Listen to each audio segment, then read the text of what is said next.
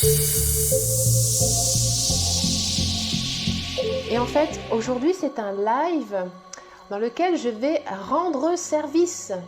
Salut Jérémy. Je vais rendre service à qui? À qui je vais rendre service? Je vais rendre service aux hommes, aux femmes et surtout... Tadam! Qui c'est celui-là? Qui c'est celui-ci? Celui-là, c'est un clitoris. Voilà. C'est un magnifique clitoris en 3 dimensions. Et je suis toujours assez consternée de voir que beaucoup de femmes et beaucoup d'hommes ne connaissent pas encore cette structure en 3D. Voilà. Et aujourd'hui, je voudrais vraiment rendre service à la fois aux hommes, à la fois aux femmes et à la fois à nos clitoris de femmes. Parce qu'il y en a marre de vivre le massacre dans nos culottes. Voilà. Ok, bonjour, bonjour tout le monde. Donc, pourquoi est-ce que j'ai dit arrêtons le massacre? Bah, déjà, pour ceux qui ne me connaissent pas, je suis donc Karine Morer, facilitatrice de conscience, et j'accompagne des oui à une sexualité vivante, consciente, et oui à l'énergie d'argent, oui à la grâce de l'âme. Et en fait, dans mes programmes, dans mes accompagnements, je suis amenée à accompagner des femmes, aussi des hommes, dans la conscience des bassins, dans la conscience de leur sexualité. Et je suis forte de constater que ce clitoris est totalement méconnu à la fois des femmes, qui parfois n'osent pas se masturber, n'osent pas se toucher, en dehors d'une fonction orgasmique ou orgastique, le fait d'avoir un orgasme ou un orgaste, mais ne massent pas du tout leur vulve, ne massent pas leur périnée, ne massent pas leur vagin, et le clitoris, voilà, il est totalement méconnu. Pour beaucoup, en tout cas, qui n'osent pas, tellement il y a de tabous, et c'est encore d'actualité, hein, c'est-à-dire que je constate, honnêtement, que plus on parle de sexualité, plus il y a de porno, hein, c'est-à-dire qu'on nous matraque d'images sexuelles toute la journée, dans les pubs, dans les clips, voilà, on nous matraque toute la journée d'images sexuelles. Et entre cette conscience un peu forcée venant de l'extérieur et la conscience qu'il y a réellement dans nos culottes, dans nos slips, dans nos bassins, dans nos grâles, eh bien c'est le Grand Canyon, hein. C'est le Grand Canyon. Alors on a l'impression qu'on sait faire, ou que ce qui est déjà là, c'est déjà bien. Mais on peut toujours en fait gagner en conscience au niveau du plaisir féminin et même au niveau du plaisir masculin. Et en fait, pourquoi je fais ce live aujourd'hui? Parce que je me rends compte que beaucoup de femmes n'utilisent pas du tout ni de gel, ni de salive, que très peu d'hommes savent vraiment caresser le clitoris, qu'ils mettent directement la main à la culotte pour les préliminaires sans passer par une détente psychique, sans passer par venir ouvrir la poitrine, les baisers, détendre les épaules. C'est comme si en fait ils s'imaginent qu'un clitoris ça fonctionne comme un pénis et que eh bien on arrive à l'orgasme de la même façon qu'eux en 2-3 mouvements et hop c'est l'orgasme. Non, pas du tout. C'est pas du tout comme ça. Le clitoris a vraiment besoin d'être contourné. Hein, on n'arrive pas directement la main dans le slip et le majeur sans salive, sans lubrifiant et actionner ça. Vous voyez, c'est comme si j'avais vous voyez, les doigts sont quelquefois un peu rugueux, c'est pas du tout agréable. Et je constate que les femmes, en fait, une fois qu'elles sont sous la couette, deviennent muettes et deviennent en fait des tortues voilà, des tortues, des étoiles de mer, c'est-à-dire qu'elles partent du principe que le compagnon, le partenaire sait faire et qui va savoir forcément masturber le clitoris. Chaque femme est unique. Chaque femme a une sensibilité totalement différente concernant son clitoris. Et quelques petites astuces, quelques petites clés, c'est de déjà humecter les doigts, que je sois en tant que femme, en train de me caresser le clitoris ou qu'un homme ou une femme me caresse le clitoris. Mon partenaire, c'est important qu'il humecte ses doigts, qu'il mette généreusement de la salive sur ses doigts, d'accord? Ou du gel, encore mieux, du gel à base d'eau lubrifiant qu'on aura au préalable un petit peu réchauffé dans le creux de la main. Pourquoi je dis ça? Parce que je me rends compte que beaucoup de femmes pensent qu'elles n'arrivent pas à avoir d'orgasme, tout simplement parce qu'elles sont mal masturbées. C'est-à-dire qu'elles y arrivent seules, elles arrivent à se donner du plaisir, elles arrivent dans 100% des cas à atteindre l'orgasme et orgaste, d'accord? Par contre, quand il s'agit de recevoir le toucher ou le doigté d'un homme, je dirais que, allez, peut-être dans 60%, 70% des cas, eh bien, elles restent un peu sur leur faim. Mais parce que, en fait, le premier problème, c'est le mutisme. C'est-à-dire qu'à partir du moment où la conscience est mise dans le bassin, sous la ceinture, eh bien, les amants, les partenaires deviennent muets. Et l'homme ou la femme qui donc masturbe ce clitoris, entre 8 et 10 000 terminaisons nerveuses, rien que sur le gland quand même, vous imaginez, 8 à 10 000 terminaisons nerveuses sur le gland. Hein, bon, imaginons quand même que le gland de l'homme, lui, il en a 6 000. Et le gland est quand même beaucoup plus gros, hein, enfin à peu près ça. Soyons, voilà, à peu près ça. Donc, autant vous dire que si vous y allez comme vous frottez votre gland, messieurs, c'est pas agréable du tout. Donc ce clitoris, il a besoin déjà de communiquer. Mesdames, ouvrons nos bouches, ouvrons notre parole et guidons en fait nos partenaires vers la juste pression. Hein, on n'est pas obligé d'appuyer là-dessus comme sur un bouton pression, d'accord? Ni de le frotter comme on masturberait une verge, pas du tout. Il a besoin d'être lubrifié parce qu'en fait, c'est une muqueuse, hein, c'est comme dans la bouche. Il y a beaucoup de pénis, par exemple, quand vous les décalotez, vous ne pouvez pas les toucher, hein, décaloter, le gland décaloté est hypersensible. Eh bien, le gland du clitoris, c'est pareil, voire même pire. Donc, contournons la zone. Voilà, prenons le temps. Prenons le temps de contourner la zone. Alors, je vous présente ici les grandes arches, d'accord?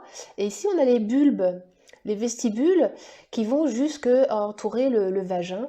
Et en fait, le clitoris, on a tendance un petit peu à vouloir s'acharner sur le bouton ici, d'accord? Alors qu'effectivement, ben, il a des bras et des jambes. Alors, profitons-en. Massons la vulve de notre partenaire, messieurs. Prenons le temps d'utiliser du gel, de la salive, de venir étirer le pubis sur le dessus, de venir caresser, contourner, essayer d'avoir un rythme constant. C'est-à-dire que, je vais reprendre. On met de la salive ou du gel. 2, on contourne, on prépare, on n'arrive pas, claque le doigt dessus, voilà, la sonnette, bonjour, est-ce que tu es prête? Non, on contourne. 3, quand en fait vous sentez, messieurs, que les adducteurs, que madame en fait est en train de se baigner d'ocytocine et d'endorphine. L'ocytocine, l'endorphine, ce sont des hormones de détente, de l'amour, hein, du bien-être, de la relaxation. Donc, en fait, vous faites monter tranquillement, madame, bien, dans ces hormones du bien-être, de la détente. Et quand vous sentez qu'effectivement, eh bien, elle commence un petit peu à se tortiller, qu'elle est un peu plus réceptive, voilà, que le clitoris rentre en érection, oui, oui, oui, messieurs, dames, hein, ce clitoris va se gorger de sang, à la fois dans les arches, dans les bulbes et dans le gland, qui va lui se redresser comme un petit pénis.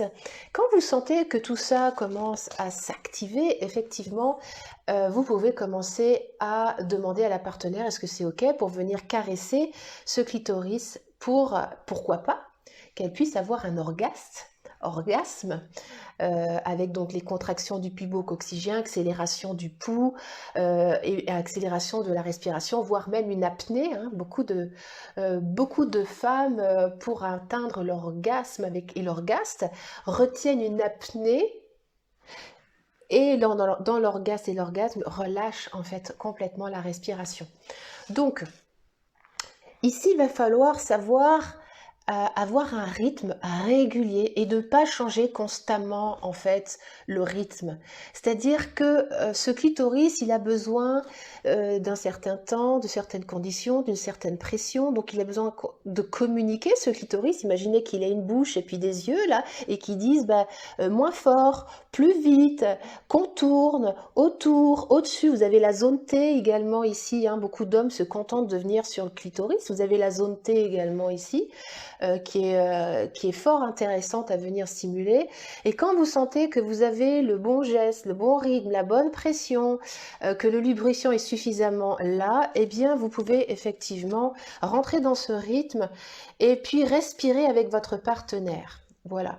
Ce que j'avais envie de partager avec vous aujourd'hui, c'est que les clitoris sont massacrés par ignorance, et puis par mutisme, et que je crois honnêtement qu'il est temps que, mesdames, nous osions reprendre la parole. Imaginons que ce clitoris puisse parler, et qu'il puisse parler à un homme qui ait envie d'entendre. Je pense que les hommes nous attendent. Ils nous attendent divinement, d'accord. Ils ont besoin que nous reprenions connaissance et conscience de nos entrejambes, que nous puissions en parler librement, comme je suis en train de vous en parler là très librement, que tant qu'il y aura des tabous, des enfermements, des jugements, des hontes, eh bien, lui, en fait, ce clitoris-là, eh bien, il sera toujours comme excisé psychiquement. Hein. Il existe l'excision physique, hein, on le sait, l'excision physique avec, on vient couper le clitoris, les nymphes, et on vient également on fermer au niveau 3, donc avec les grandes lèvres. Malheureusement, au XXIe siècle, sachant que ça existe toujours, mais aujourd'hui, sachant que ce clitoris est même encore excisé psychiquement, c'est-à-dire qu'il n'a toujours pas la parole. Il peut parler, nous pouvons parler avec notre clitoris, nous pouvons éduquer nos hommes, nous pouvons les guider, et je pense qu'ils ont besoin. Et même les amants très aguerris, quelquefois s'imaginent qu'une fois qu'ils ont fait jouir une femme d'une certaine façon, avec un certain rythme, une certaine technique, en fait ça fonctionne comme ça pour toutes les femmes. Non. Tout est toujours à réapprendre avec chaque femme, avec chaque partenaire, et même d'un rapport à l'autre. Parce que selon, pour nous les femmes, même pour les hommes c'est la même chose, selon la journée qu'on a passée, selon notre degré de sensibilité, eh bien la pression devra être plus ou moins forte, intense, plus contournante, et ça va être à nous vraiment d'oser eh bien parler avec notre partenaire, qu'il sache et savoir lui parler, mesdames, à notre partenaire, qu'il soit homme ou femme, c'est-à-dire encourager quand c'est bien. C'est pas non, tu fais mal. Il n'y a rien de pire pour un homme ou pour une femme qui essaye de nous donner du plaisir que d'entendre non, aïe, tu me fais mal. Non, c'est osons justement approuver, c'est ça, approuver quand c'est bien. Là, c'est bien, c'est super, voilà, et de guider avec les doigts, et c'est ça, et d'encourager vraiment le partenaire dans ce qui est bien et de ce qui est apprécié. Voilà. Alors, Jérémy, tu me dis, est-ce qu'il existe des tailles au niveau du clitoris? Évidemment, il existe même des formes. Il existe, c'est comme les glands, vous voyez bien les pénis des hommes. Hein. Il y a des pénis qui vont être plus ou moins longs, avec plus ou moins de prépuce. Il y a des hommes qui ont très peu de prépuce. Il y en a même qui sont circoncis. Il y a des formes de pénis, il existe des formes de clitoris avec quelquefois vous pouvez avoir des glands complètement décalotés, quelquefois vous pouvez avoir des grands prépuces sur le gland. Hein, là, il n'y a pas de prépuce, mais imaginons qu'il y a une petite peau ici, dessus. Donc en fait, il y a vraiment aussi une différence entre là où le gland du clitoris est implanté et l'entrée du vagin. Ce que je voudrais dire également, c'est ce que j'ai écrit dans mon livre, c'est que très peu de femmes le savent et très peu d'hommes, c'est qu'en fonction de cette distance qui existe entre ce gland du clitoris et l'entrée du vagin, effectivement, la stipulation du clitoris pendant le rapport sexuel, pendant la pénétration, va être différente. Imaginons que si le clitoris est beaucoup plus haut, quand je suis en andromaque sur mon partenaire, le pénis qui rentre ici, en fait, vous voyez, c'est beaucoup moins stimulé au niveau du gland du clitoris. Moi, j'invite mesdames, soit pendant la pénétration, eh bien, vous vous stimulez toujours avec du gel ou de la salive, donc vous caressez votre clitoris. Les hommes adorent ça, hein, ils adorent quand on masturbe notre clitoris. Enfin, logiquement, d'accord. Euh, donc, soit on utilise nos doigts, soit on utilise les doigts, eh bien, on demande à notre partenaire dans une certaine posture de nous stimuler le clitoris, ou on utilise un vibromasseur vibrant. Et c'est OK. Et il n'y a pas de problème avec ça. Osons utiliser la masturbation clitoridienne pendant le rapport, pendant la pénétration vaginale. Et honnêtement, ça change vraiment, vraiment, vraiment la donne. Quand à la fois le gland du clitoris, les arches et les bulbes pendant la pénétration sont stimulés. En fait, on stimule le clitoris dans son intégralité. Voilà. Mais en fait, ce que je comprends, moi, dans ce fameux clitoris, c'est on s'est concentré sur ce gland-là pendant, voilà, parce qu'on a toujours cru jusqu'en 98, hein, ça date de 98, le fait qu'on sache que le clitoris a cette structure-là. Eh bien, on s'est évertué à croire qu'en fait, ce n'était qu'une tête. Ben, en fait, nous, en tant qu'occidentaux, ben nous sommes exactement faits comme ça. Nous pensons être qu'une tête pensante qui doit réfléchir, qui doit faire, et on réfléchit continuellement. Et ben, le clitoris, en fait, pour moi, j'ai trouvé des liens entre cette conscience, cette méconnaissance du clitoris et nous, en tant qu'êtres humains, la méconnaissance de notre corps. C'est-à-dire qu'on pense, on travaille, on réfléchit, on active nos neurones, sachant qu'il faut savoir, en médecine chinoise, le clitoris est relié à l'hypophyse, l'hypothalamus. Juste au passage. Mais le reste, les bras, les jambes, pour le coup, le reste du corps n'existe pas. Moi, je rencontre tous les jours des hommes et des femmes qui vivent à côté de leur corps.